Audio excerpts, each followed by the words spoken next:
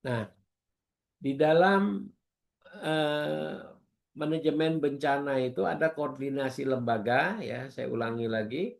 Nah, itu sudah diatur di dalam undang-undang, ada regulasinya, yaitu menurut ya Undang-Undang Nomor 24 Tahun 2007, yaitu tentang manajemen bencana. Apa yang dimaksud dengan manajemen bencana itu? Yaitu serangkaian upaya sistematis untuk menanggulangi seluruh risiko bencana. Jadi di dalam Undang-Undang Nomor 24 Tahun 2007 itu diatur semuanya tentang bagaimana menanggulangi bencana itu. Nah, bagaimana proses dinamisnya?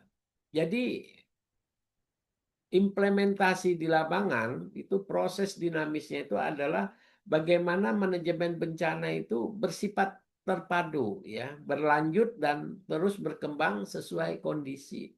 Jadi nggak bisa SOP protapnya itu bersifat tetap gitu ya. Itu tentunya bersifat dinamis sesuai kondisi lapangan yang terjadi gitu ya. Nah, dalam tujuan utamanya manajemen bencana itu adalah meningkatkan kualitas keamanan, keselamatan masyarakat dari ancaman bencana itu. Jadi ini sebenarnya di dalam konteks manajemen bencana itu aturan regulasi sudah dibuat.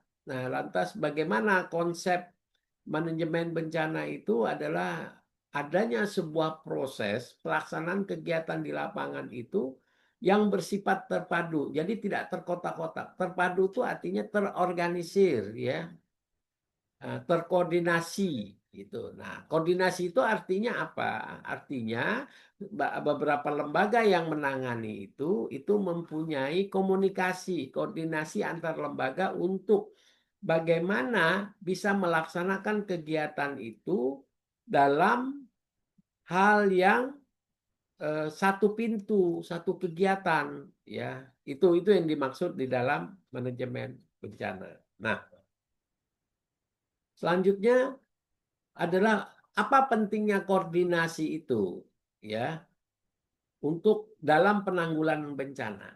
Nah, begitu pentingnya koordinasi dalam penanggulangan bencana itu bisa mengantisipasi tentang kompleksitas multidimensi, yaitu menanggulangi bagaimana penanggulangan bencana itu melibatkan dimensi teknis, sosial, ekonomi, dan kesehatan. Nah, itu karena aspeknya yang sangat luas, jadi dibutuhkan satu koordinasi di dalam penanggulangan bencana itu.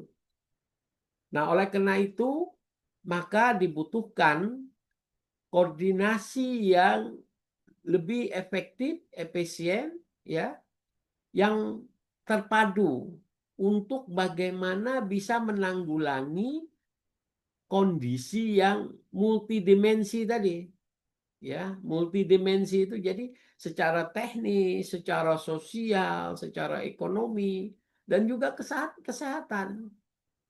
Nah, teknis maksudnya apa? Ketika di lapangan perlu adanya persiapan, kesiapsiagaan tadi, ya. Pelaksanaan di dalam penanggulangan bencana itu seperti apa. Nah, sosial, kondisi psikologis masyarakat itu yang terkena dampak bencana itu. Ya, jadi itu. Nah, ekonomi tentunya apa? Masyarakat yang terkena bencana itu kehilangan harta benda dan sebagainya. Gitu. Ya, ini suaranya masuk ini tolong di mute ya. Nah, jadi eh, tentang apa multidimensi ini perlu menjadi perhatian yang sangat serius. Jadi tidak bisa kita berkoordinasi itu hanya dalam satu aspek saja. Jadi beberapa aspek yang perlu untuk apa kita kita komunikasikan, kita koordinasikan kepada lembaga-lembaga untuk mengantisipasi itu. Nah, selanjutnya tentunya kita juga melibatkan keterlibatan multi stakeholder ya.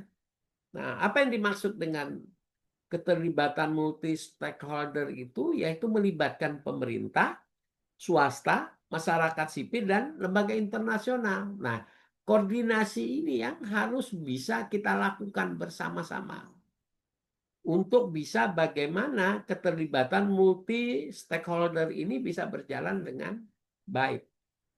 Nah, di sini pentingnya koordinasi itu dalam penanggulangan bencana. Nah, oleh karena itu, ini yang perlu menjadi perhatian. Jadi, ada perhatian kompleksitas multidimensi, ada keterlibatan multi stakeholder. Nah, yang selanjutnya adalah bagaimana pencegahan tumpang tindih itu.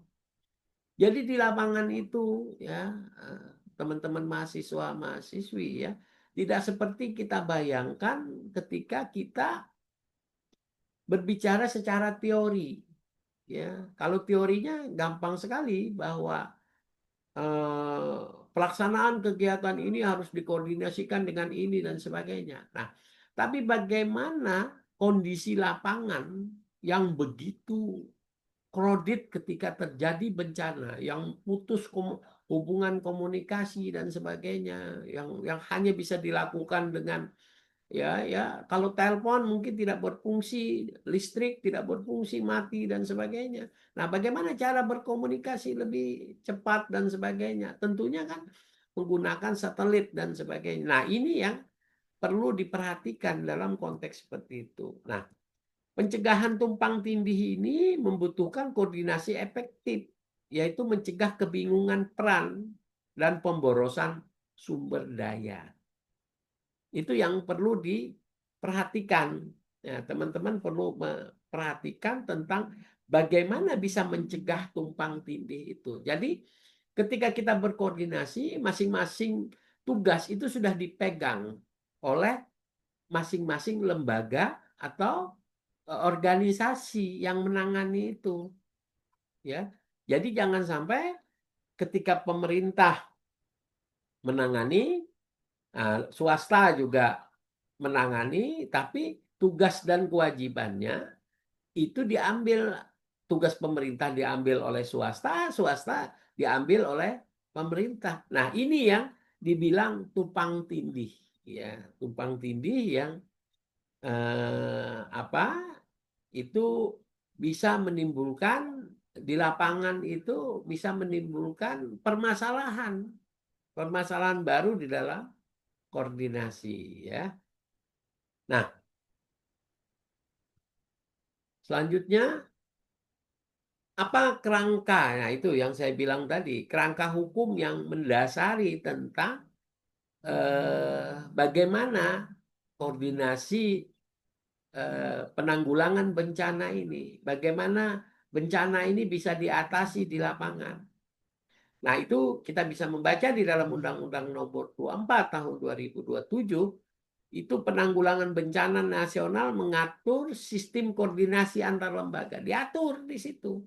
Bagaimana peran pemerintah, bagaimana nanti lembaga internasional di situ ya. Bagaimana badan bencana itu, perannya di mana, posisi dan sebagainya. Nah, begitu juga ada peraturan BNPB. BNPB ini mengatur tentang pedoman teknis standar operasional prosedur nasional yang diikuti oleh sebuah lembaga terkait. Jadi ini ada peraturan BNPB ini bagaimana bencana-bencana yang ada di daerah itu diatur dalam sebuah aturan. Nah, ini perlu dibaca ya para mahasiswa, mahasiswi perlu melihat peraturan BNPB ini, langkah-langkah untuk bagaimana menanggulangi bencana itu. Nah, selanjutnya adalah pemetaan kelembagaan. Nah, secara struktur hierarkis dari tingkat nasional hingga daerah itu menetapkan jalur koordinasi formal. Jadi tidak ada yang informal, ya. Nah, ini penataan lembaga. Kenapa? Formal itu artinya bukan hanya sekedar koordinasi saja, tapi juga menyangkut dana, anggaran, ya, sumber dayanya itu. Itu yang dibilang bahwa menyangkut kelembagaan formalnya. Nah, oleh karena itu ini ini menjadi perhatian serius juga ya tentang bagaimana memetakan kelembagaan-kelembagaan yang harus kita pahami di dalam konteks untuk bisa menjalankan penanggulangan bencana itu di daerah ya. Nah, selanjutnya apa lembaga kunci dari penanggulangan bencana itu? Mengkoordinasikan. Tentunya BNPB yang saya sebutkan tadi. Ini sebuah badan, dia ini menyusun kebijakan. Jadi Badan Nasional Penanggulangan Bencana. Ini menyusun kebijakan, merumuskan kebijakan nasional dan rencana kontingensi. Ya, kontingensi itu artinya apa? Menanggulangi bencana sebelum terjadi musibah itu. Ya. Nah, ini yang di, dibuat di kebijakan-kebijakan BNPB. Nah, ada juga koordinasi utama. Jadi di dalam lembaga itu juga mengatur tentang koordinator utamanya. Jadi bagaimana mengkoordinir lintas kementerian lembaga itu juga disebutkan di situ. Apa tugas-tugas, apa fungsinya, bagaimana cara berkoordinasi dengan BNPB, baik yang nasional maupun di daerah dan sebagainya. Ini diatur, ada SOP-nya, ya. Begitu juga pusat komandonya, ya. Jadi pusat komando dari lembaga utama yang mengatur koordinasi nasional penanggulangan bencana. Ya. Nah, ini yang harus dipelajari, harus dibaca ya tentang kelembagaan kalau kita ingin tahu lebih detail bagaimana koordinasi tentang penanggulangan bencana BNPB itu kita harus membuka aturan tentang undang-undang yang mengatur tentang BNPB itu. Ya. Nah, ini jadi bukan hanya sekedar kita berimprovisasi bahwa oh koordinasinya harus karena sudah ada SOP-nya ya, standar operational prosedur ya untuk bagaimana menanggulangi bencana itu ya. Nah, begitu juga lembaga daerah yang namanya BP BPBD, Badan Penanggulangan Bencana Daerah. Nah, itu dari tingkat provinsi sampai tingkat kabupaten kota, sampai juga forum koordinasi. Apa saja tugas-tugasnya? Nah, di tingkat provinsi itu mengkoordinasikan lintas kabupaten, dukungan kebijakan itu. Jadi ketika bencana itu ada di kabupaten, itu koordinasi provinsi berkoordinasi untuk daerah kabupaten itu. Nah, karena provinsi kepanjangan tangan daripada pemerintah pusat, disinilah banyak komunikasi antara Badan Penanggulangan Bencana Nasional ini nanti berkoordinasi dengan provinsi, baik dari segi dana, baik dari segi sumber dayanya, baik dari segi bagaimana lembaga-lembaga yang terlibat di dalam penanggulangan bencana itu. Nah, bagaimana tingkat kabupaten kota? Nah, ini implementasi langsung dalam penanganan di lapangan. Nah, jadi tenaga teknis itu yang menangani adalah BPBD kabupaten kota. Karena dia yang penanganan teknis di lapangan yang berdampak langsung di situ. Nah, ini yang saya bilang tadi ada forum koordinasi yang namanya membentuk forum lintas sektor teknis di tingkat lokal.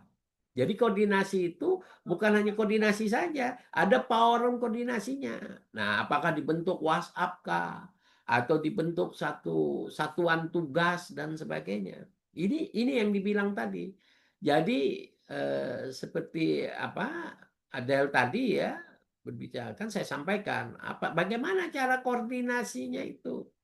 Nah, ini salah satu koordinasi yang dilakukan dalam penanggulangan bencana itu adalah forum koordinasi yang harus kita perhatikan ya. Nah, apa saja koordinasinya itu, instansi yang terkait itu. Ah, di situ ada TNI, ada Polri. Nah, tugasnya apa TNI itu? Berperan dalam evakuasi keamanan logistik. Nah, itu biasanya itu ranahnya TNI Polri. Begitu juga Kemenkes. Kemenkes itu menyediakan layanan kesehatan darurat dan mencegah kalau ada wabah yang masuk penyakit-penyakit ya ketika ada bencana itu. Nah, baik bencana gempa bumi, baik bencana banjir dan sebagainya, kebakaran dan sebagainya. Nah, ini tentunya ada orang tidak punya rumah dan sebagainya dievakuasi di situ karena berkumpul orang banyak, banyaklah wabah-wabah penyakit di situ. Nah, itu Kemenkes yang berperan di situ. Nah, ada juga yang namanya mitra internasional. Apa itu? IFCR atau INOCA itu ya. Itu bantuan teknis. Nah, kalau IFCR itu biasanya palang merah itu yang bergerak di bidang palang merah. Kalau di Indonesia palang merah Indonesia. Jadi internasional, dia jaringan internasional palang merah internasional ya. INOCA itu ya menangani masalah banjir tadi. Jadi para donatur-donatur ya yang bergerak di bidang bencana-bencana di dunia. Nah, itu memberikan bantuan, dukungan teknis. Apa saja? Biasanya kalau IFCR itu di bidang kesehatan, kena palang merah, dan sebagainya. Nah, ini yang perlu diketahui juga oleh para mahasiswa dan mahasiswi ya, untuk bisa melihat bagaimana bencana-bencana itu perlu kita antisipasi dengan beberapa organisasi. Baik, mungkin itu saja dulu Bapak memberikan kuliah pada hari ini. Nanti akan kita sambung di minggu depan karena ada agenda ya saya untuk pagi ini. Apakah sebelum saya tutup, apa ada pertanyaan di antara teman-teman?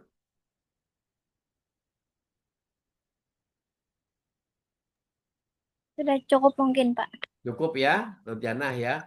Baik, Ya, begitu. Jadi sekali lagi tolong dibaca undang-undang tadi ya, yang Bapak sampaikan tadi. Nah, ini yang beberapa regulasinya. Nah, ini biar lebih jelasnya nanti bagaimana Undang-Undang Nomor 24 tahun 2007 Peraturan BMPT bagaimana cara. Nah, ini ada semua di sana. Mungkin demikian itu saja yang bisa Bapak sampaikan. Terima kasih atas perhatiannya. Sampai ketemu lagi di kuliah waktu yang akan datang ya.